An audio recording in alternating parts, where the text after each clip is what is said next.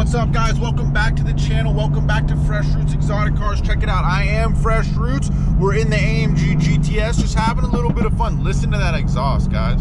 That's on a stock exhaust. The Wistek downpipes and midpipes should be done in about a week or so, and we're gonna get those thrown on with the flame tune, guys. So what you hear right there, those are going to be a lot more insane sounding. Not to say that this car doesn't sound good already. It sounds so good stock, guys. And also I got those Black Boost cold air intakes, so got that induction sound going on all the time. Ooh, it's amazing. And then we got the Wistek blow off valve, so we got that little swoosh sound happening. There's just a lot of noise and a lot of action going on when driving this car. You know, I was talking to some of the guys at the winery yesterday. Yesterday was just such a crazy day, to be honest with you guys. I didn't want to vlog today because it was just such an overwhelming day. Some other things happened even after a hawk decided to fly into my car. It was even more drama that happened. So I wasn't even going to vlog today, but I was like, you know what, if I'm going to be doing this vlogging YouTube thing, I got to start getting used to actually doing it. So anyways, I was talking to some guys at the winery about the McLarens and about the AMGs and kind of comparing the two. And I must say, I love McLaren. Obviously, if you know me, I love McLaren. I love every one of their cars. I love the platform. I wouldn't say I actually love every one of their cars. I'm not like a big fan of the 570S, for instance. But other than that, I'm a pretty big fan of most of the other cars. But these are different cars. The rear wheel drive, you know, aspect in both of the cars is amazing, but the fact that you can really let the back end out on this AMG GTS, you can't really do that in a lot of McLaren models, except like we saw in the Artura. I actually saw in the Artura. I went and test drove it. There's multiple different options for your traction control, which a lot of brands are starting to introduce that. AMG actually did that on the Black Series with this car. There's a little yellow button right in the middle of the Black Series, and I think there's 7 or 8 different traction control settings that you can choose between, which is super cool. And pretty much the car will let you kick out, and it'll kind of lock in, and depending on what setting that you decided to choose. On the McLaren, it actually gives you like a little display of the car and the angle at what it'll be kind of whipping out to, which is super cool. But at the same time, it's not as fun as this car. This car scares the crap out of me a lot. When I let that back end down, and if I decide to put traction completely off, right now we're in sport traction. You can see with that little sport button, but I do occasionally put traction completely off, and let me tell you, it is an experience, guys. This thing absolutely rips. It lets the back end out a lot. It spins the tires like you wouldn't believe, and you just really don't get that in a McLaren. McLaren guys are a different breed of people, to be honest with you. They like precision. They don't want to drift. They don't want to squeal the tires. I remember one time this McLaren guy was telling me a story. He was talking to a McLaren tech about wanting to kind of let the back end out and completely turn traction control off on the 12C. And if you don't know, to turn traction control off on the 12C it's an event. It's literally like sending off a nuclear missile. You have to hold 2 buttons down at the same time for over 2 seconds. You got to confirm multiple times that you want to do that, because the engineers at McLaren don't understand why you would want to do that. They want you to go as fast as you can around those turns. They don't want you losing that back end out a lot, because typically when you're drifting or whatnot, you're not going as fast as you should. So the McLaren will let you go out just a little bit, just enough to make it a precision turn, but they're not going to let you do much more than that without really confirming to a lot of things, and literally like holding buttons down for over a minute to kind of do that. And the rumor is even when you do that, you're still not turning traction control completely off. On this car, you could turn it completely off, and you could spin out very easily, as I've honestly done before. I actually went 90 degrees before in this car with traction completely off. Thank God nobody was around. It was on an open road. But yeah, this car will scare the crap out of you guys. So that's just the difference between the two cars.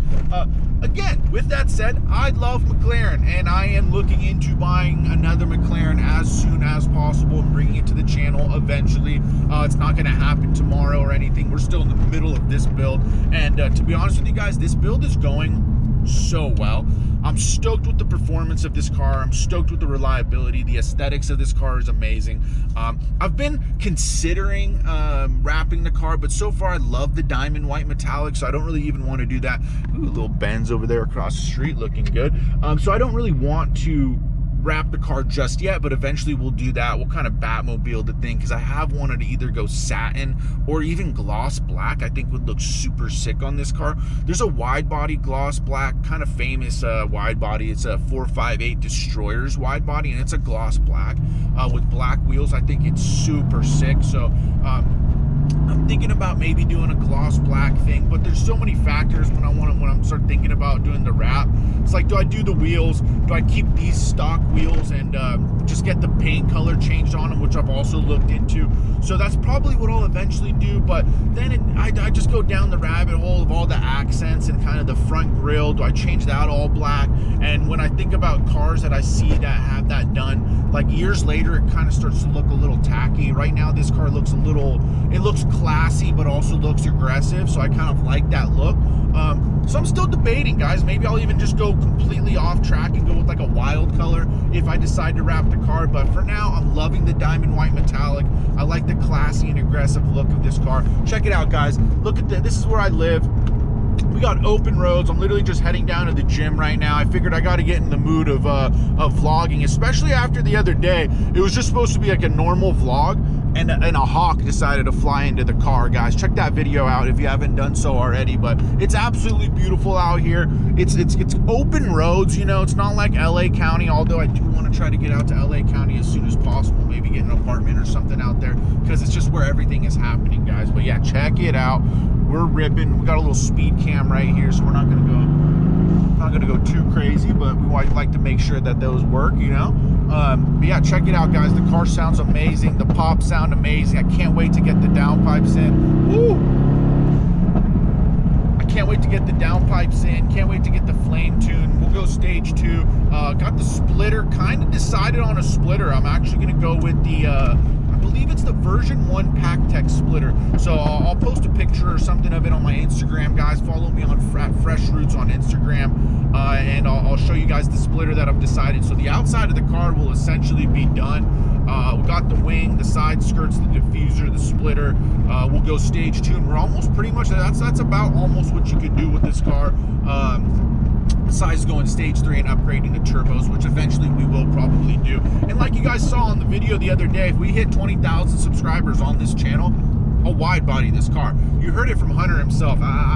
If I say I'm going to do something, I'm going to do it. So if I tell you guys I'll wide body this car if we hit 20K, trust me, I will wide body this car if we hit 20K. I think it'll be super sick. I don't know how well the performance will be. I've actually heard it's even better. There's actually a guy in a group that I'm a part of, a C190 group, who's got the wide body, and he's actually putting down some really good numbers at the track.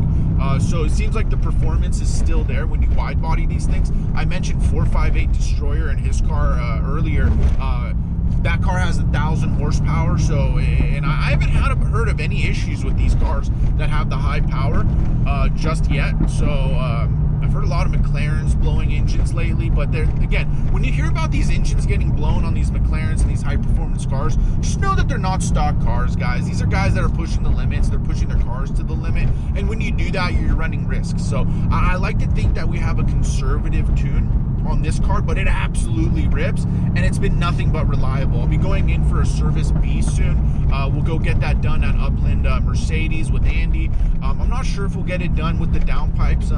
We'll call and we'll ask him if that'll be a good time to do it. I'm going to do the servicing about every 5,000 miles on this car, just to keep it relevant, keep it everything new, keep everything fresh, keep fresh eyes on the car often over there with the techs at Upland. They know what they're doing, so they'll be able to spot something that isn't looking right and be able to spot it a little sooner if I don't do those maintenances a little bit sooner. I think Mercedes recommends to do it every 10,000 miles. I've been told every 5,000 miles is good if you're actually really driving the car and driving it hard, especially with the tune. So that's what I'm gonna do. Maybe we'll go down to Mercedes and we'll see what the service guys over there have to say about that, about the service intervals and whatnot. I think that'd be an interesting video. But check it out, guys. We are almost at the gym. Just gonna get a little basketball in. We got some guys over there that we hoop with. Actually, the guys that we rallied up to West Coast Exotic Cars the other day with. They're always there, you know, pretty much every day. We get a little pickup game going and get our exercise in. And it's pretty sweet. You know, it's funny. I've actually seen their cars in the parking lot, but I didn't know it was them that owned it. So it's kind of cool now that I know that they own some cool cars and our car guys. It's pretty sweet. But anyways, guys, that's gonna wrap up today's video, today's episode. Maybe I'll do a little vlogging when I get out of the gym. I'm just trying to get in the hang of filming, trying to get more comfortable in front of the camera, and honestly, you never know what we might capture. Literally, like the other day with a hawk flying into the car. So I think that's kind of cool. So I'm just gonna get into the habit of vlogging and get better at it for you guys and try to bring you guys some content. I love this car though, guys. It's been so fun. It's been a nice little, journey building this car so far, building up the YouTube channel. We're gonna hit 1,000 subscribers real soon, and I just can't wait to see where the channel goes. So thank you guys all for the support so far, and I'll catch you on the next one. Much love.